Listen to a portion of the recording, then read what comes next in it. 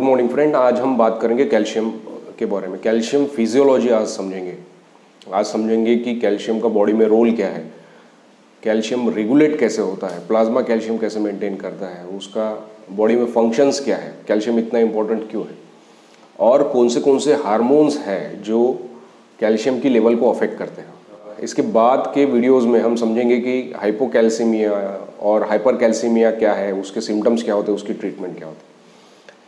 तो जैसा कि हम सब लोग जानते हैं कि कैल्शियम बॉडी का इम्पोर्टेंट पार्ट है और ये बोन्स टीथ के लिए बहुत ज़्यादा ज़रूरी है। 99% बॉडी का कैल्शियम बोन में है, लेकिन इसके अलावा भी कुछ बहुत ही इम्पोर्टेंट फंक्शन है जो कैल्शियम प्ले करता है। फॉर एग्जांपल, आपके कार्डियक कॉन्ट्रैक्टिलिटी के लिए कैल्शियम का होना बहुत ज़रूरी है। साथ में आपके जो मसल्स हैं और जो नर्व कंडक्शंस है, इसके लिए भी कैल्शियम बहुत ज़्यादा ज़रूरी है। अगर आपका कैल्शियम कम है तो आपके मसल कॉन्ट्रैक्शन में या नर्व कंडक्शन में प्रॉब्लम हो सकता है। इसलिए हम देखते हैं कि जब कैल्शियम का लेवल कम हो जाता है तो टिटेनी आ जाती है, जिसे हम कार्पोस्पेडल स्पाज्म कहते हैं। इसके अलावा जितने भी ग्लैंड्स हैं शरीर में, चाहे वो एक्सोक्राइन हो या एंडोक्राइन हो, उनके सिक्रीशन में भी कैल्शियम का रोल है। बहुत से हार्मोन जो कैल्शियम के थ्रू ही एक्ट करते हैं, जिसे हम कहते हैं कि एज अ सेकेंडरी मैसेंजर करके काम करता है, कि हार्मोन जाके सेल में अटैच हो गया और वो सेल के अंदर फिर कैल्शियम रिलीज होता है और आगे की इंफॉर्मेशन कैरी करके उसका इफेक्ट कैरी आउट करता है। तो कैल्शियम का और एक रोल जो हम देखते हैं कि ब्लड कोआगुलेशन में, अगर ब्लड को कोआगुलेट भी करना है, अगर ब्लड का क्लॉट फॉर्म होना है, तो उसके लिए भी कैल्शियम ज़रूरी है। इसलिए हम देखते हैं कि जो भी एंटी कोआगुलेंट है उसमें कैल्शियम चिलेटर रहते हैं, वो काम ही इस तरीके से करते हैं कि वो कैल्शियम को ब्लड में से बाइंड कर लेते हैं, जिसके कारण से कैल्शियम क्लॉट फॉर्मेशन के लिए अवेलेबल नहीं रहता और वो एज अ एंटी कोआगुलेंट काम करते हैं। इसके अलावा जो सेल की इंटीग्रिटी है और जो सेल एडेजेंस है, इसमें भी कैल्शियम का रोल होता है। इसलिए कैल्शियम बहुत ही इंपॉर्टेंट कंपोनेंट है बॉडी का और इसका रेगुलेशन बहुत ज़रूरी है। अगर कैल्शियम कम हो जाए तो हम जानते हैं कि कन्वल्जन्स आ सकते हैं, कार्पोपेडल स्पाज्म में जा सकता है। साथ ही अगर कैल्शियम का लेवल बहुत ज़्यादा भी हो जाए, जिसको हम हाइपरकैल्सीमिया कहते हैं, तो उसका भी बुरा असर पड़ता है बॉडी के ऊपर। अब ये जो कैल्शियम है, इसका जो रिकमेंडेड डाइटरी अलाउंस है, RDA जिसे हम कहते हैं, वो 0.8 to 1.5 ग्राम पर डे है। अब ये एज ग्रुप वाइज अलग अलग होता है। बच्चों में क्योंकि ग्रोथ ज़्यादा रहती है, एडोलेसेंट में ग्रोथ ज़्यादा रहती है, तो ये कैल्शियम का रिक्वायरमेंट ज़्यादा रहता है। ये 1.5 ग्राम तक के भी जाता है और अडल्ट में हम देखें तो अराउंड 1 ग्राम के करीब होता है। जो ओल्ड एज है और जो पेरीमेनोपॉजल वुमेन है, उनमें ये ज़्यादा रहता है रिक्वायरमेंट। तो ये जो कैल्शियम है ये through out small intestine absorb होता है, लेकिन डिओडिनम में इसका जो एब्जॉर्प्शन है वो एक्टिव ट्रांसपोर्ट, फैसिलिटेटेड ट्रांसपोर्ट बोल सकते हैं हम जिसे, वो विटामिन D के ऊपर डिपेंडेंट रहता है और जिसके कारण से इसका एब्जॉर्प्शन मैक्सिमम जो डिओडिनम में होता है। प्लाज्मा में आने के बाद ये कैल्शियम मोस्टली बाइंड रहता है। उसमें से 40% जो भी हम देखते हैं कैल्शियम प्लाज्मा में है, जिसका लेवल 9 to 11 मिलीग्राम पर डेसीलीटर है, वो उसमें का 40% अल्ब्यूमिन को बाइंड रहता है, प्लाज्मा प्रोटीन को बाइंड रहता है, जिसमें से मेजर कंपोनेंट बाइंड होता है एल्ब्यूमिन को। और जो बचा हुआ है उसमें से भी 10% calcium carbonate, calcium phosphate, calcium citrate के रूप में रहता है और जो 50% है वो आयोनिक कैल्शियम में रहता है। अब एक चीज़ जो हमको समझनी है कि जो आयोनिक कैल्शियम है, जिसे हम आईकैल कहते हैं, वो एक्टिव फॉर्म है और इसके कारण से ही सारे फिजियोलॉजिकल फंक्शंस जो हम बोलते हैं इसके थ्रू होते हैं। तो बहुत बार ऐसा हो सकता है कि आपका प्लाज्मा कैल्शियम नॉर्मल है लेकिन आयोनिक कैल्शियम कम है, तो भी आपको सिम्टम्स आ सकते हैं। और बहुत बार ऐसा होता है कि आपका टोटल बॉडी कैल्शियम कम है लेकिन आयोनिक कैल्शियम नॉर्मल है, तो हो सकता है कि आपको सिम्टम्स ना हो। तो ये जो है इसके ऊपर डिपेंड करेगा आपको हाइपोकैल्सीमिया के सिम्टम्स आ रहे हैं या नहीं। जैसा हमने कहा कि 40% जो है वो प्रोटीन को बाइंड रहता है प्लाज्मा में और किसी कारण से आपका प्रोटीन कम हो गया है, फॉर एग्जाम्पल हाइपोअल्ब्यूमिनिया है, तो आपका टोटल जो कैल्शियम दिख रहे प्लाज्मा कैल्शियम हो सकता है वो कम आए, लेकिन क्योंकि आयोनिक कैल्शियम नॉर्मल है तो सिम्टम्स नहीं हो गए। ठीक है।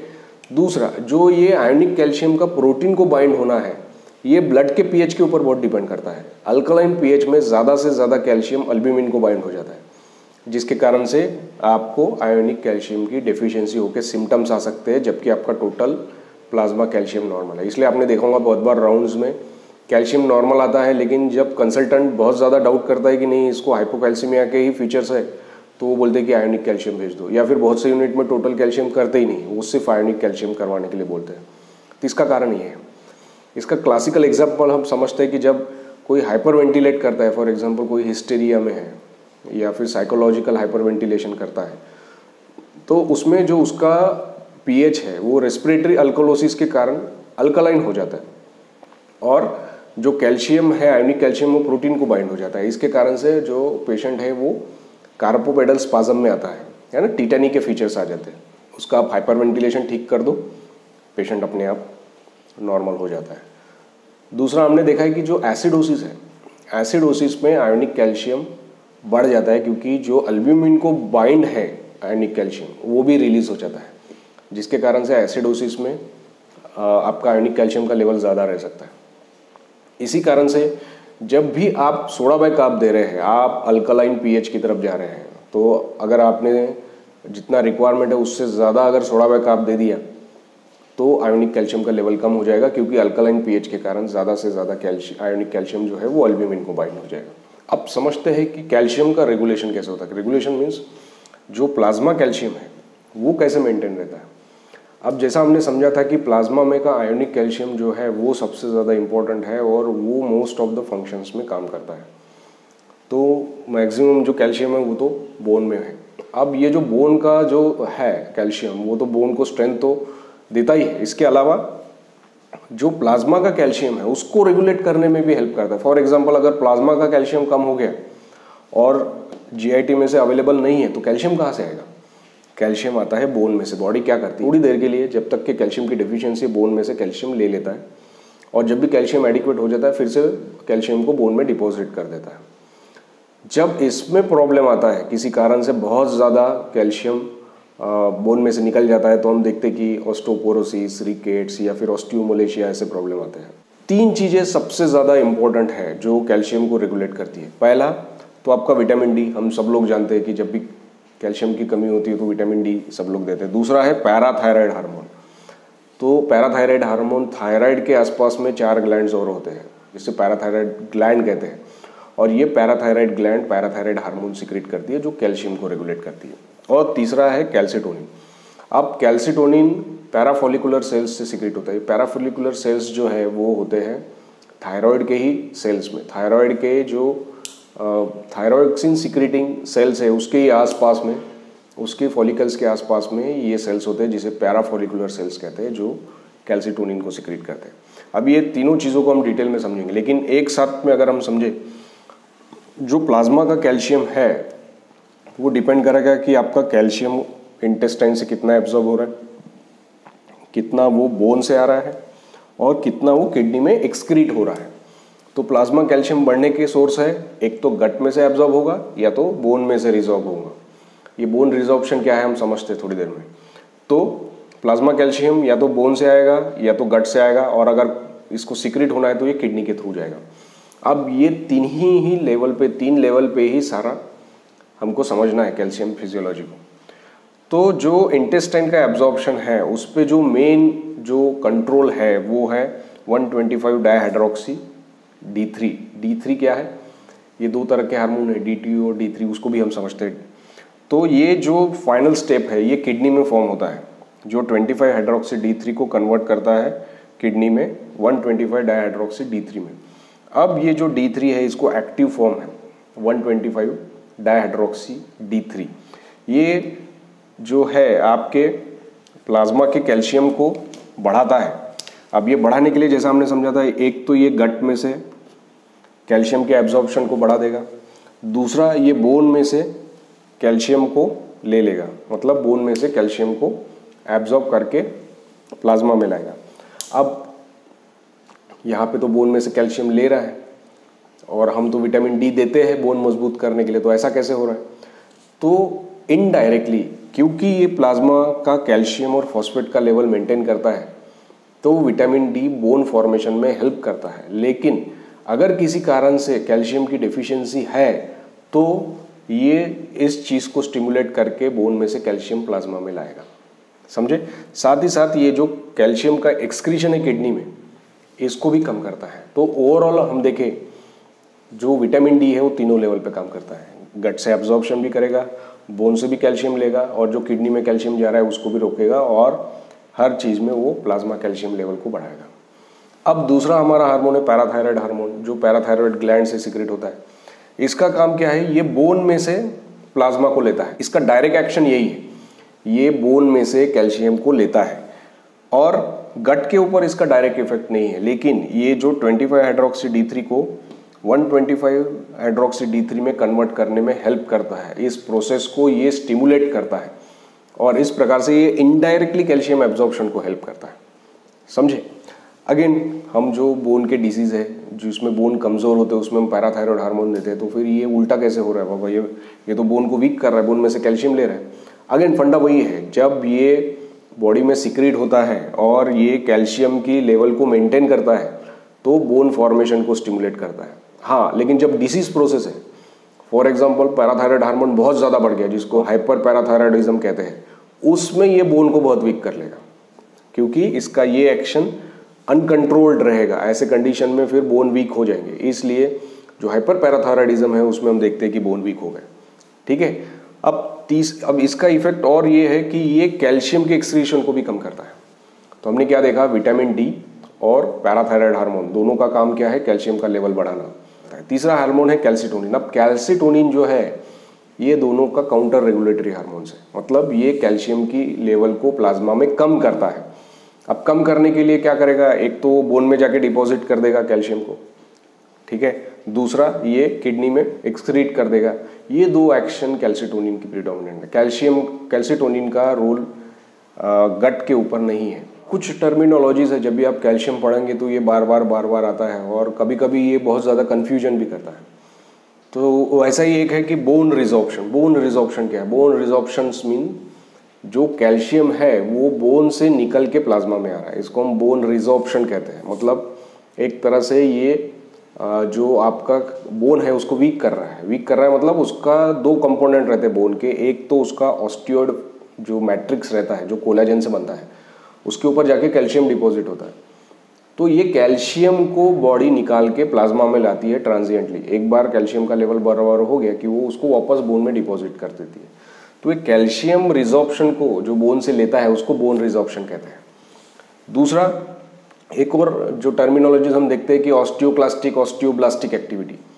अब ऑस्टियोब्लास्टिक मतलब क्या है कि जो बोन को फॉर्म करता है, मतलब बोन के अंदर कैल्शियम को डिपॉजिट करता है, वो इसको हम ऑस्टियोब्लास्टिक एक्टिविटी कहते हैं। और जो बोन में से कैल्शियम को निकालता है उसको ऑस्टियोक्लास्टिक एक्टिविटी कहते हैं। अब बोन के अंदर दो तरह के सेल्स होते हैं, जिसको हम ऑस्टियोब्लास्ट कहते हैं और एक ऑस्टियोक्लास्ट कहते हैं। तो ऑस्टियोब्लास्ट ऑस्टियोब्लास्टिक एक्टिविटी करेगा, मतलब कैल्शियम को डिपॉजिट करेगा, और ऑस्टियोक्लास्ट ऑस्टियोक्लास्टिक एक्टिविटी करेगा, मतलब बोन में से कैल्शियम को निकालेगा, है ना। तो ऑस्टियोब्लास्टिक एक्टिविटी को अगर हम स्टिमुलेट करते हैं तो बोन फॉर्म होगा, बोन के अंदर कैल्शियम डिपॉजिट होगा। अगर ये एक्टिविटी बहुत ज़्यादा हो गई तो बहुत ज़्यादा कैल्शियम बोन के अंदर डिपॉजिट हो जाएगा। और दूसरा है ऑस्टियोक्लास्टिक एक्टिविटी। ऑस्टियोक्लास्टिक एक्टिविटी मतलब जो बोन में से कैल्शियम को निकाल रहा है। अगर बोन के अंदर ऑस्टियोक्लास्ट स्टिमुलेट हो गए, सेल्स स्टिमुलेट हो गए, तो वो बहुत ज़्यादा कैल्शियम बोन में से निकाल देंगे और बोन वीक हो जाएगा। तो अगर हमने जो हार्मोन्स अभी समझे उसमें से अगर देखें तो parathyroid hormone will stimulate osteoclast to remove the calcium, और जो कैल्सिटोनिन है वो ऑस्टियोब्लास्ट को स्टिमुलेट करेंगे कैल्शियम को डिपॉजिट करने के लिए। और जो ड्रग ऑस्टियोक्लास्ट को इनिबिट करेगा वो कैल्शियम के रिमूवल को में भी हेल्प करेगा। For example bisphosphonate. तो बिसफॉस्फोनेट क्या करता है कि ऑस्टियोक्लास्ट जो है, जो कैल्शियम रिमूव कर रहे हैं, उसको इनिबिट कर देता है, जिसके कारण से जो हमारा बोन में से कैल्शियम का रिमूवल है वो कंट्रोल में आ जाता है। अलग अलग चीज़ें ऑस्टियोब्लास्टिक एक्टिविटी और ऑस्टियोक्लास्टिक एक्टिविटी को स्टिमुलेट करती है, जिसके कारण से हम देखते हैं कि कुछ डिसीजेस में या कुछ हार्मोन्स के साथ में या कुछ ड्रग्स के साथ में हम देखते हैं कि बोन का स्ट्रेंथ बढ़ता है, और कुछ हार्मोन डिसीज या ड्रग्स के साथ हम देखते हैं कि बोन की वीकनेस हो जाती है। तो कुछ हार्मोन्स ऐसे हैं जो बोन रिजॉर्प्शन को बढ़ाते हैं, और कुछ हार्मोन्स ऐसे हैं जो बोन रिजॉर्प्शन को कम करते हैं। तो ऐसे कौन से चीज़ें हैं जो बोन रिजॉर्प्शन को बढ़ाते हैं, मतलब बोन की स्ट्रेंथ को कम करते हैं? तो उसमें हम देखेंगे कि पैराथायराइड हमने समझा था, इसके अलावा कॉर्टिकोस्टेरॉइड्स है, बहुत ज़्यादा एक्सेस में थायरॉक्सिन है, हाइपर विटामिनोसिस डी है, प्रोस्टाग्लैंडिन E2 है, इंटरल्यूकिन 1 और 6 है, अल्कोहलिज्म है और लूप डाययूरेटिक्स है जो आपका बोन रिजॉर्प्शन बढ़ाता है, मतलब आपके बोन को वीक करता है। अब ऐसी कौन सी चीज़ें हैं जो बोन रिजॉर्प्शन को कम करता है, मतलब ज़्यादा से ज़्यादा कैल्शियम बोन के अंदर ही रहने देता है? तो इसको हम देखेंगे। इसमें हम देखते हैं कि एंड्रोजन और एस्ट्रोजन है जो कि बोन में कैल्शियम को मेंटेन करते हैं। इसी कारण से हम देखते हैं कि ओल्ड एज में जब ये हार्मोन्स की लेवल कम हो जाती है तो बोन में से कैल्शियम निकलने लगता है। इसके अलावा कैल्सिटोनिन है, ग्रोथ हार्मोन्स है, बिसफॉस्फोनेट है, फ्लोराइड है, थायजाइड डाययूरेटिक्स है। इसके अलावा दो और चीज़ें हैं जिसमें गैलियम नाइट्रेट और मिथ्रामाइसिन, ये दो नई चीज़ें हम देखते हैं जो बोन का रिजॉर्प्शन कम करता है। अब हम ये तीनों जो है पैराथायराइड हार्मोन, विटामिन डी और कैल्सिटोनिन, इन तीनों को स्टेप बाय स्टेप समझते हैं। सबसे पहले समझते हैं कि पैराथायराइड हार्मोन क्या है। जैसा हमने समझा था कि पैराथायराइड हार्मोन जो है वो पैराथायराइड ग्लैंड से सिक्रेट होता है, और पैराथायराइड ग्लैंड जो है वो थायराइड के पीछे 4 सेल्स होते हैं। अगर हम पोस्टेरियर पार्ट ऑफ ये देखें, थायराइड ग्लैंड देखें, तो इसमें हम देखते हैं कि 4 पैराथायराइड सेल्स होते हैं जो पैराथायराइड हार्मोन सिक्रेट करते हैं। अब इनकी खासियत क्या है कि जैसा हमने देखा था कि थायरॉक्सिन है या बाकी जो एंडोक्राइन सेल्स है उसका कंट्रोल पिट्यूटरी पे है, पिट्यूटरी हाइपोथैलेमस में है, और उसमें से ट्रॉपिक हार्मोन सिक्रेट होता है। For example thyrotropic hormone secrete होता है, कॉर्टिकोट्रॉपिक हार्मोन सिक्रेट होता है। लेकिन ये पैराथायराइड ग्लैंड के ऊपर कोई ट्रॉपिक हार्मोन नहीं है, मतलब हाइपोथैलेमस या फिर पिट्यूटरी का इसके ऊपर कोई ऊपर से कंट्रोल नहीं है। ये डायरेक्टली कैल्शियम को सेंस करती है। तो ब्लड के अंदर अगर कैल्शियम कम हो गया है तो पैराथायराइड हार्मोन सिक्रेट हो जाएंगे ये सेल से, या फिर अगर कैल्शियम का लेवल बहुत ज़्यादा है तो पैराथायराइड हार्मोन सप्रेस हो जाएगा। ये डायरेक्टली जो प्लाज्मा में का कैल्शियम है इसको सेंस करके होता है। और जैसा हमने समझा कि पैराथायराइड हार्मोन का मेन फंक्शंस है कि प्लाज्मा के अंदर का कैल्शियम को बढ़ाना।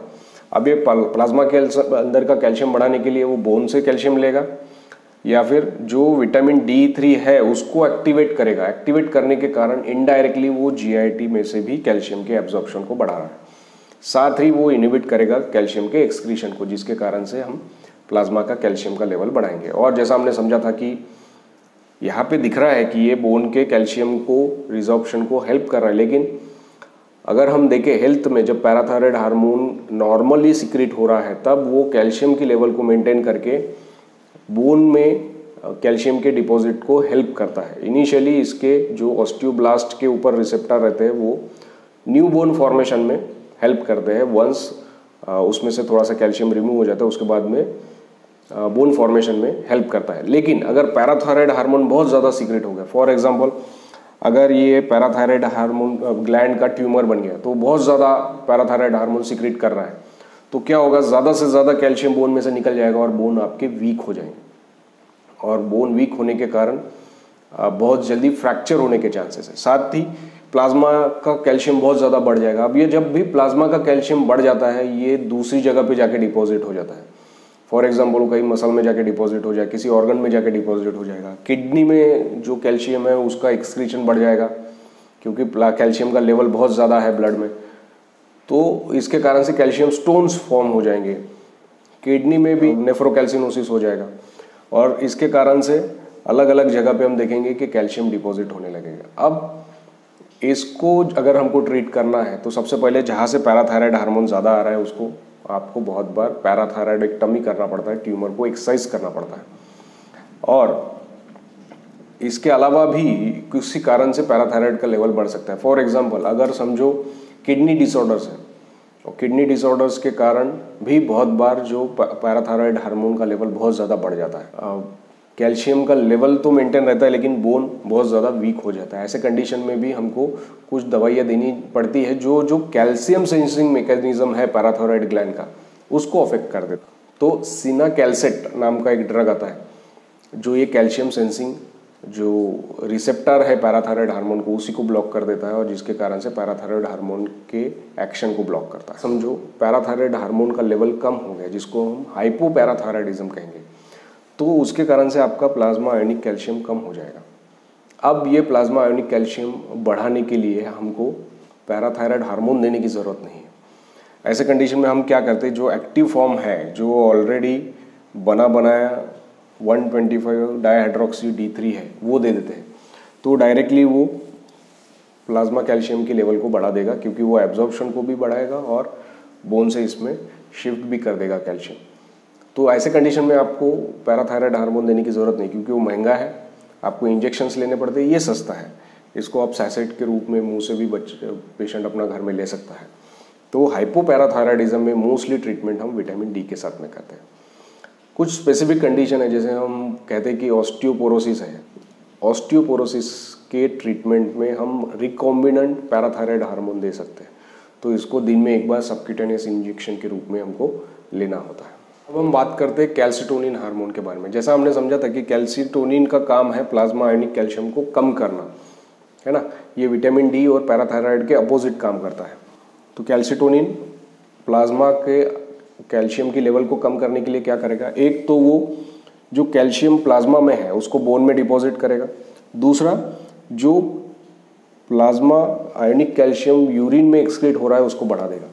ये दो एक्शन हम कैल्सिटोनिन के देखते हैं, जिसके कारण से वो कैल्शियम की लेवल को कम करता है। साथ ही साथ जो कैल्शियम का रिजॉर्प्शन है फ्रॉम बोन टू प्लाज्मा, उसको भी ये इनिबिट कर देगा। तो इस प्रकार से कैल्सिटोनिन का काम है प्लाज्मा कैल्शियम को कम करना।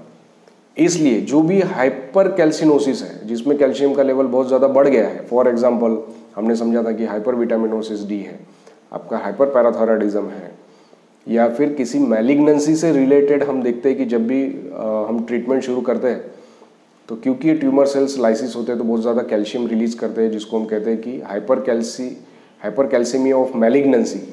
इसमें हम देखेंगे कैल्सिटोनिन का रोल है। इसके अलावा क्योंकि ये बोन में कैल्शियम को डिपॉजिट कर रहा है, तो जो भी ऑस्टियोपोरोसिस है, for example old age woman है, तो जिसमें हम देखते हैं कि विटामिन डी और कैल्शियम सप्लीमेंट देने के बाद भी बोन स्ट्रांग नहीं हो रहे, जो कैल्शियम का डिपॉजिट होना चाहिए था वो नहीं हो रहा है, उसमें भी हम कैल्सिटोनिन का ट्रायल दे सकते हैं। अब ये कैल्सिटोनिन हार्मोन आता कहाँ से, ये जो हमने समझा था कि जो थायराइड ग्लैंड है उसमें फॉलिकुलर सेल्स जो होते हैं वो तो थायराइड सिक्रीट करते हैं। उसके अलावा कुछ पैराफॉलिकुलर सेल्स होते हैं थायराइड के अंदर ही, जो कैल्सिटोनिन को सिक्रीट करते हैं। और साथ ही जैसा हमने देखा था कि पैराथायराइड हार्मोन को कोई ट्रॉपिक हार्मोन नहीं है, वैसे ही कैल्सिटोनिन को कोई ट्रॉपिक हार्मोन नहीं है। ये डायरेक्टली कैल्शियम की लेवल को सेंस करके उस हिसाब से इसका सिक्रीशन रेगुलेट होता है। फॉर एग्जांपल अगर कैल्शियम का लेवल प्लाज्मा में बहुत ज़्यादा है तो कैल्सिटोनिन सिक्रीट होगा और उसको कंट्रोल करने की कोशिश करेगा। वही अगर कैल्शियम का लेवल कम है, ऑलरेडी कम है, तो फिर कैल्सिटोनिन का सिक्रीशंस कम हो जाएगा। अब हम बात करते हैं विटामिन डी के बारे में। इसको हार्मोन की तरह भी इसको कंसिडर किया जाता है। अब हार्मोन क्यों? क्योंकि एक तो ये बॉडी के अंदर सिंथेसाइज होता है, जैसा हम जानते हैं कि अल्ट्रावायलेट रेज की हेल्प से बॉडी विटामिन डी को बनाती है। दूसरा, विटामिन डी के स्पेसिफिक रिसेप्टर्स हैं जो स्टीरॉयड के जैसे सही के अंदर काम करते हैं। तीसरा, ये बॉडी में ब्लड के थ्रू कैरी किया जाता है और कहीं और इसका एक्शन होता है। चौथा, इस पर निगेटिव फीडबैक मैकेनिज्म भी है, इसलिए विटामिन डी को बहुत बार एक हार्मोन भी कंसिडर किया जाता है। अब विटामिन डी का जो बॉडी में कॉन्सेंट्रेशन है वो दो जगह से आता है। एक तो जो हम डाइटरी सप्लीमेंट्स लेते हैं उसके ऊपर विटामिन डी सिंथेसाइज होता है, जिसमें ईस्ट है, मिल्क है और बाकी सारी चीज़ें हैं। दूसरा, जो स्किन है वो अल्ट्रावायलेट रेज की मदद से भी विटामिन डी को सिंथेसाइज करती है। तो इस दो तरीके से हम विटामिन डी को मिलता है बॉडी को। तो जो स्किन में बॉडी सिंथेसिस करती है उसको विटामिन D3 कहते हैं। जो डाइट से हमको विटामिन मिलता है वो विटामिन D2 कहते हैं। तो बहुत बार ये कन्फ्यूजन रहता है D2 क्या है, D3 क्या है। तो जो बॉडी बनाती है स्किन के थ्रू वो विटामिन D3 है, जो डाइट से मिलता है उसको विटामिन D2 कहते हैं। अब ये विटामिन D3 और D2 लीवर में जाके पहला हाइड्रोक्सिलेशन होता है उनका 25 पे, है ना। इसको 25 हाइड्रोक्सिलेज विटामिन D2 या विटामिन D3 कहते हैं। और जो उसका आखिरी है वो किडनी में जाके 1 पोजीशन पे होता है, जिसको 125 डाईहाइड्रोक्सी विटामिन D2 और विटामिन D3 कहते हैं। ये एक्टिव फॉर्म है। और जो ये कन्वर्जन है किडनी में का, ये रेट लिमिटिंग एंजाइम है। मतलब अगर समझो आपका विटामिन डी का लेवल ऑप्टिमम है तो ये प्रोसेस सप्रेस हो जाएगी। अगर विटामिन डी की कमी है तो एक्टिव फॉर्म की कमी है, कैल्शियम की कमी है तो ये प्रोसेस बढ़ जाएगी। तो हमने देखा कि जब भी बॉडी में विटामिन डी की डिफिशियंसी है या कैल्शियम की डिफिशियंसी है या फिर पैराथायराइड हार्मोन का लेवल ज़्यादा है तो इसका सिक्रीशन बढ़ जाएगा, है ना। साथ ही जो एस्ट्रोजन है वो भी इसको स्टिमुलेट करता है और ये सप्रेस कैसे होगा, जब विटामिन डी का लेवल बॉडी में एडिक्वेट रहेगा।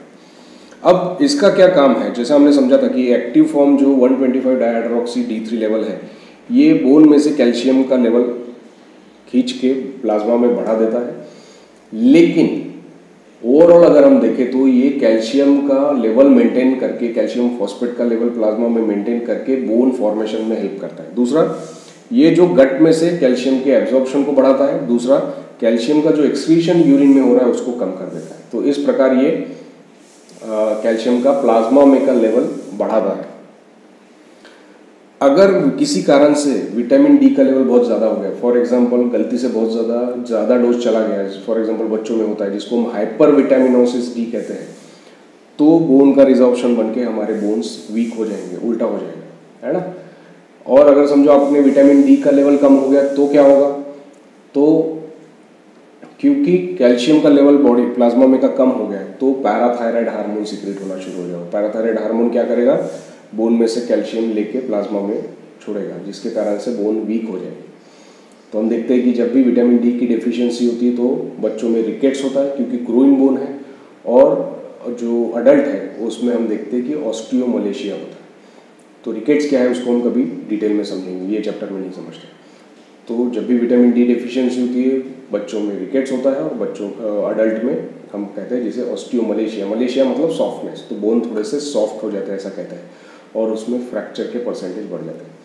अब ऑस्टियोमलेशिया और ऑस्टियोपोरोसिस में क्या फ़र्क है। ऑस्टियोपोरोसिस जैसा हमने समझा था कि पोस्ट मेनोपॉजल वुमन में ऑस्टियोपोरोसिस हो जाता है। ऑस्टियोपोरोसिस मतलब उसमें कैल्शियम के अलावा जो बोन मैट्रिक्स है, जो कोलेजन का बना है, वो भी कम हो जाता है। और ऑस्टियोमलेशिया में सिर्फ कैल्शियम का लेवल कम होता है विटामिन डी में। तो ऑस्टियोपोरोसिस कब होगा, जब आपके जो स्टीरॉइड्स है फॉर बॉडी में के एंड्रोजन, एस्ट्रोजन, वो कम होने लगते हैं, तब ऑस्टियोपोरोसिस होने लगता है, जो ओल्ड एज में हम देखते हैं। या फिर किसी के अपने आपके दोनों ओवरीज निकालने पड़े किसी डिसीज के कारण, मैलिग्नेंसी के कारण, तो ऐसी कंडीशन में भी हम देखते हैं कि ऑस्टियोपोरोसिस होता है। जब भी हम विटामिन डी देते हैं तो हमको एक चीज़ याद रखना है कि विटामिन डी के एब्जॉर्ब होने के लिए बाइल सॉल्ट का होना बहुत ज़रूरी है, क्योंकि एक फैट सोल्यूबल विटामिन है, और बाकी फैट के एब्जॉर्प्शन के जैसे इसके एब्जॉर्प्शन के लिए भी हमें बाइल सॉल्ट की ज़रूरत होती है।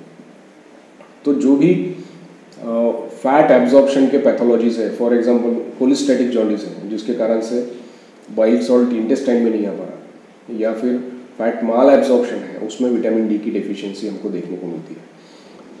इसके अलावा जो भी हम सप्लीमेंट देते हैं वो अलग अलग फॉर्म में है, और उसके हिसाब से हमारा उसका कंसिडरेशन भी होना चाहिए। फॉर एग्जांपल अगर किडनी डिसीज़ है, किडनी डिसीज़ में हम देखेंगे कि 125 डाइहाइड्रोक्सी लेवल जो कहते हैं कि हम फाइनल जो स्टेप है, जो 1 पे जो हाइड्रोक्सिलेशन किडनी करती है वो अफेक्ट रहेगा, और आपको ऐसे कंडीशन में ऐसा ड्रग देना पड़ेगा जो इस लेवल से आगे हो, मतलब डायरेक्ट आपको 125 डाइहाइड्रोक्सी विटामिन D3 या विटामिन D2 देना पड़ेगा। और अगर समझो आप डाइटरी सप्लीमेंट के थ्रू जाना चाहते हैं तो आपका D2 जाएगा।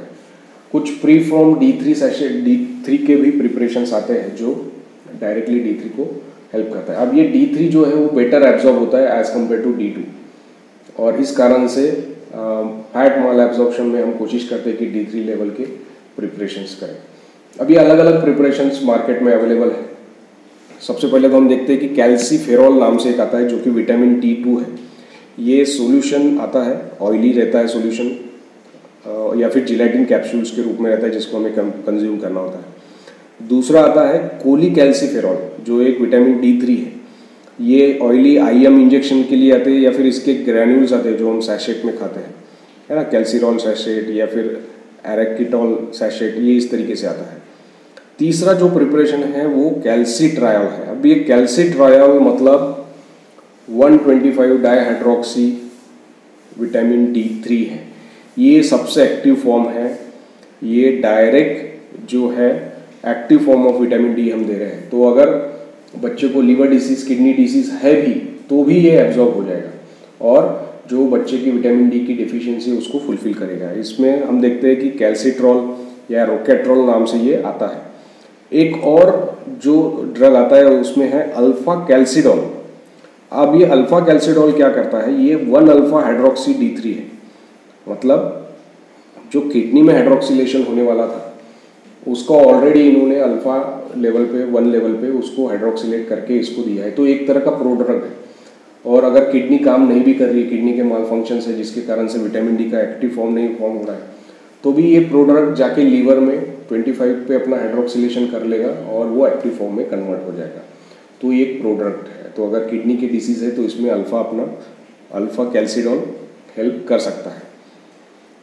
तो इसका जो प्रोफिलैक्टिक डोज है, फॉर एग्जांपल किसी पे आप चाहते हैं कि डेफिशिएंसी ना हो, प्रीमेच्योर बेबीज़ है या फिर कोई बच्चे हैं या फिर कोई ऑस्टियोपोरोसिस को प्रोन फीमेल है, तो उसमें हम देखते हैं कि प्रोफिलैक्सिस डोज है इसका 400 international unit per day, 400 international unit per day. जो ट्रीटमेंट है वो 3000 to 4000 international unit per day है। बहुत बार हम इसको कैल्सिरॉल के सैशेट के फॉर्म में भी देते हैं। टोटल 6 लाख यूनिट देना होता है, उसमें से हम 60,000 इंटरनेशनल यूनिट के हिसाब से बाई वीकली या ट्राई वीकली के हिसाब से देके उसका 6 लाख का डोज का उसका डोज कंप्लीट कर देते हैं। बहुत बार at a stage 6 lakh international unit intramuscular injection के फॉर्म में भी इसको दिया जाता है। तो ये हो गया ट्रीटमेंट का पार्ट। एक और एंटिटी होती है जिसको कहते हैं metabolic rickets. Metabolic rickets means ये विटामिन डी की डेफिशिएंसी के कारण नहीं है और ये जो नॉर्मल डोज है विटामिन डी का उसको रिस्पॉन्ड भी नहीं करता। अब इसमें हम 3 कैटेगरी देखते हैं। पहला तो जो कहते हैं विटामिन डी रेजिस्टेंट रिकेट, मतलब विटामिन डी का आपने डोज दे दिया फिर भी वो रिस्पॉन्ड नहीं कर रहा। क्यों नहीं कर रहा? क्योंकि विटामिन डी की डेफिशिएंसी के कारण है ही नहीं। ये हो रहा है फॉस्फेट की डेफिशिएंसी के कारण या कैल्शियम और फॉस्फेट का जो मेटाबॉलिज्म है उसमें कोई डिफेक्ट है। तो ऐसे कंडीशन में आपको high dose of vitamin D3 देना होता है और साथ में आपको कैल्शियम और फॉस्फेट का सप्लीमेंट भी देना होता है। और यहाँ पे हम विटामिन डी कौन सा देंगे? कैल्सिट्रायल। सेकेंडली दूसरा होता है vitamin D dependent rickets. Vitamin D dependent rickets, इसमें हम देखते हैं कि जो किडनी का जो हाइड्रोक्सिलेशन हो रहा है उसमें प्रॉब्लम आ रहा है, मतलब हार्मोनल या फिर वो जो हाइड्रोक्सिलेशन है उस प्रोसेस में डिफेक्ट है। किडनी नॉर्मल है लेकिन उसके हाइड्रोक्सिलेशन में डिफेक्ट आ रहा है। ऐसे कंडीशन में आपको कैल्सिट्रायल जो हमने बोला है एक्टिव फॉर्म जो ऑलरेडी 125 डाइहाइड्रोक्सी D3 लेवल है, कैल्सिट्रायल रोकेट्रॉल, वो हमको देना है। तीसरा फॉर्म होता है किडनी रिकेट्स। जो मेटाबॉलिक रिकेट्स के पार्ट हम देख रहे हैं, तीसरा पार्ट होता है किडनी रिकेट जो किडनी फेलियर के कारण हो रहा है। और अगेन इसमें भी 125 डाइहाइड्रोक्सी विटामिन D3 बन नहीं रहा है, जिसको हमको प्री फॉर्म लेवल देना पड़ेगा, आइदर अल्फा कैल्सिडॉल या फिर कैल्सिट्रायल के फॉर्म में। इसके अलावा जो विटामिन डी के यूजेस हम देखते हैं कि सेनाइल और पोस्ट मेनोपॉजल ऑस्टियोपोरोसिस है, हाइपोपैराथायराइडिज्म है, इसमें आपको विटामिन डी देना पड़ता है। हाइपोपैराथायराइडिज्म में मोस्टली हम एक्टिव फॉर्म देते हैं कैल्सिट्रायल या अल्फा कैल्सिडॉल, क्योंकि जैसा हमने समझा था कि जो फाइनल स्टेप ऑफ कन्वर्जन है 25 हाइड्रोक्सी D3 का 125 हाइड्रोक्सी D3, इसमें ऊपर हमने देखा था कि पैराथायराइड हार्मोन हेल्प करता है और पैराथायराइड हार्मोन का कमी होने के कारण ये कन्वर्जन में प्रॉब्लम हो सकता है। इसलिए हम डायरेक्ट फॉर्म कौन सा देंगे? कैल्सिट्रायल आइदर और अल्फा कैल्सिडॉल, जो हमने देखा कि ऑलरेडी किडनी पे जो हाइड्रोक्सिलेशन होता है वो ऑलरेडी किया हुआ हम देते हैं। ये लीवर में जाके 125 डाइहाइड्रोक्सी कैल्सिट्रॉल में कन्वर्ट हो जाएगा और एक्शन देगा। तीसरा फैंकोनी सिंड्रोम करके होता है जिसमें फॉस्फेट लॉस होता है, उसमें भी विटामिन डी का रोल है। एक और इंटरेस्टिंग रोल है विटामिन डी का जो कैल्सिपोट्रायोल करके नाम से आता है। ये non hyper calcemic analogue of vitamin D3, मतलब विटामिन डी का एनालॉग है जो ट्रॉपिकल एप्लीकेशन हम करते हैं सोराइसिस के ट्रीटमेंट के लिए। तो इस प्रकार से हम देखते हैं कि विटामिन डी के अलग अलग यूजेस हम कर सकते हैं। और ड्रग जो बोन मेटाबॉलिज्म पे या फिर कैल्शियम मेटाबॉलिज्म पे, बोन फॉर्मेशन पे काम करता है वो है बिसफॉस्फोनेट। अब बिसफॉस्फोनेट का काम क्या है?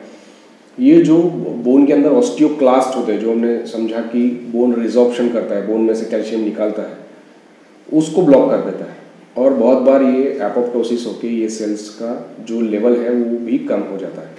अब ये बिसफॉस्फोनेट जैसा हमने समझा कि ऑस्टियोक्लास्ट पे काम करता है, इसलिए जो भी बोन रिजॉर्प्शन डिसीजेस है जिसमें बोन में का कैल्शियम निकल रहा है either because of irregular hormone के कारण या फिर किसी मैलिग्नेंसी के कारण, तो उसको ये प्रिवेंट करेगा। तो हमने देखा कि ये ऑस्टियोपोरोसिस को कम करता है, मेटाबॉलिक बोन डिसीजेस में और हाइपर कैल्सीमिया में काम करता है। ये मोस्ट इफेक्टिव एंटी रिजॉर्प्टिव ड्रग है ना। और ये inactivation and apoptosis of osteoclast करता है। इसका साइड इफेक्ट ये है कि ये गैस्ट्रिक इरिटेशन बहुत करता है, इसलिए इट इज़ कॉन्ट्राइंडिकेटेड। जो जीआरडी के पेशेंट्स हैं जिसमें पेप्टिक अल्सर है या फिर जिनमें रिनल इम्पेयरमेंट है, इसमें ये कॉन्ट्राइंडिकेटेड है। इसका जो सबसे ज़्यादा यूज़ है वो ऑस्टियोपोरोसिस में है, पोस्ट मेनोपॉजल बोलो या फिर स्टीरॉयड इंड्यूस ऑस्टियोपोरोसिस बोलो, इसमें हम बिसफॉस्फोनेट का रोल देखते हैं। इसके अलावा पेजेट डिसीज होता है जिसमें ऑस्टियोक्लास्टिक एक्टिविटी बढ़ के बोन रिजॉर्व होना चालू हो जाता है, उसमें भी ये ऑस्टियोक्लास्टिक लीजन को कम करता है, बोन पेन को रिलीव करता है और सिम्टम्स को इम्प्रूव करता है। इसके अलावा हाइपर कैल्सीमिया ऑफ मैलिग्नेंसी और ऑस्टियोलाइटिक बोन मेटास्टेसिस में भी बिसफॉस्फोनेट यूज होता है।